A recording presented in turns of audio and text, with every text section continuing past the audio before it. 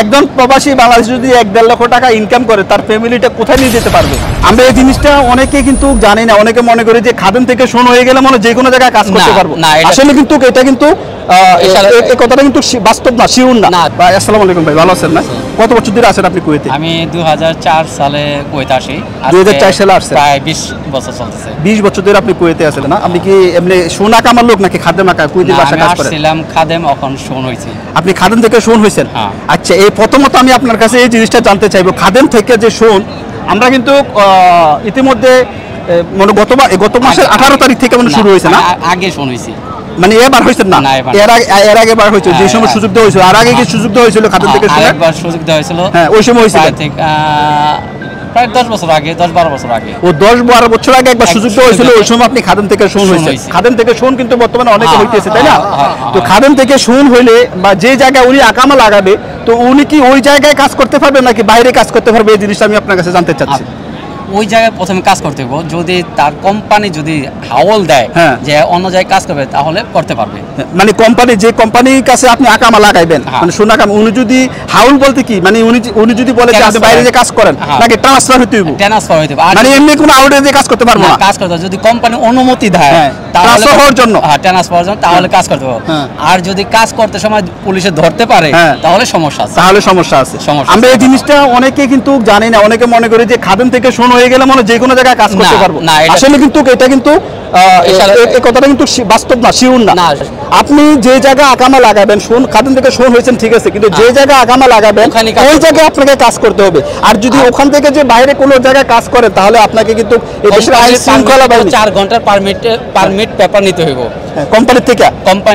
4 ঘন্টার permit paper নিতে হবে, মানে আউটে কাজ করার জন্য। আউটে কাজ করার জন্য কোম্পানি যদি পেপার দেয় 4 ঘন্টার জন্য, 4 ঘন্টার জন্য ওভারটাইম, যে কোনো জায়গায় কাজ করতে হবে। তখন ওই সময় কোনো ধরলে কোনো পুলিশ সমস্যা না, পুলিশের সমস্যা করে। তাহলে উনি বলতেছে যে কোম্পানি যদি উনি যে জায়গা আকামা লাগাইছে সোনা কামা, কোম্পানি যদি ওই যে স্থানে আছে ওখান থেকে যদি অনুমতি দেয় 4 ঘন্টা আউট মানে পার্ট টাইম করার জন্য, তাহলে হয়তোবা কাজ করতে পারবে। এটা আমি আসলে আমি পাস্ট এটা গ্যারান্টি সহকারে কোনো সমস্যা নাই। না, আমাদের নিজস্ব কোম্পানিও আমরা অ্যাপ্লাই করছি, কোম্পানি যেন আমাদের কোম্পানি দিতেছে। আচ্ছা, অনেক ড্রাইভাররা দিতেছে। আচ্ছা, আপনি ড্রাইভার? হ্যাঁ, আমি আলশায়া কোম্পানিতে আছি। আচ্ছা আচ্ছা, আলশায়া কোম্পানি অনেক বড় কোম্পানি। আলশায়া, আমি আলশায়াতে আছি। আলশায়া তো শুধু পয়সার খেলা। হ্যাঁ, আলশায়া কিন্তু অনেক বড়, এটা জানেননি? অনেক বড়, মানে অনেক পয়সা, কোটি কোটি মনে করে কি বিলিয়ন ডলার ইয়ার মালিক কোম্পানিতে আছে। ঠিক আছে, আপনি স্যালারি কত পান? আমার 275 দিন। 275 ওই আলশায়া কোম্পানিতে বেসিক স্যালারিটা। এই কত ঘন্টা ডিউটি করেন ওখানে?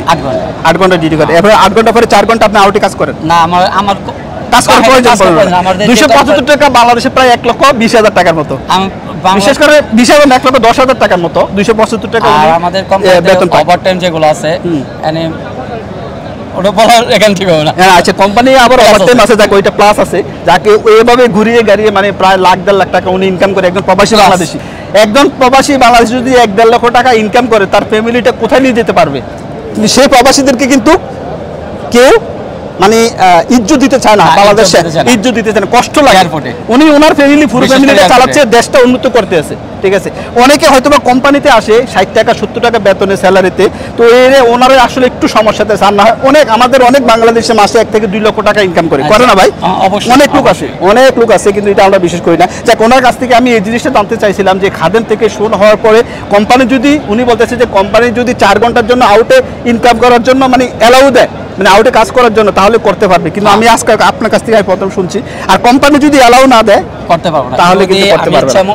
কিন্তু ভাবে বাইরে করি, যদি আমার পুলিশ ধরে তাহলে কোম্পানি যদি ইচ্ছা করে আমার ছাড়াইতে পারবে, না হলে কোম্পানি যদি মানে বাইরে যদি কাজ করে, পুলিশ যদি আপনাকে গ্রেফতার করে, কোম্পানি যদি যায় তাহলে আপনাকে ছাড়িয়ে নিয়ে আনতে পারবে। আর কোম্পানি যদি না যায়, আর কোম্পানি আপনাকে অ্যালাউ দিছে না বাইরে কাজ করার জন্য, যদি অ্যালাউ দিয়ে থাকে তাহলে মনে করেন যে কোম্পানি যে ছাড়াই নিয়ে আসবে, অ্যালাউ না দিলে ছাড়িয়ে নিয়ে আসতে পারে। এই জিনিসটা তারা 100% যারা খাদেম থেকে শোন হতে চাচ্ছেন, আমি আপনাদেরকে রিকোয়েস্ট করবো, ওনার যে কথাগুলো বলছে আরো 2-4 জনের লগে এই জিনিসটা ডিসকাস করবেন যে আসলে কথাগুলো কি বাস্তব কিনা। কারণ আমি কিন্তু কোম্পানির, আমি কিন্তু আসলে ওই জিনিসটা মোটামুটি জানি না, কিন্তু উনি বলতেছে আসলে শিওর।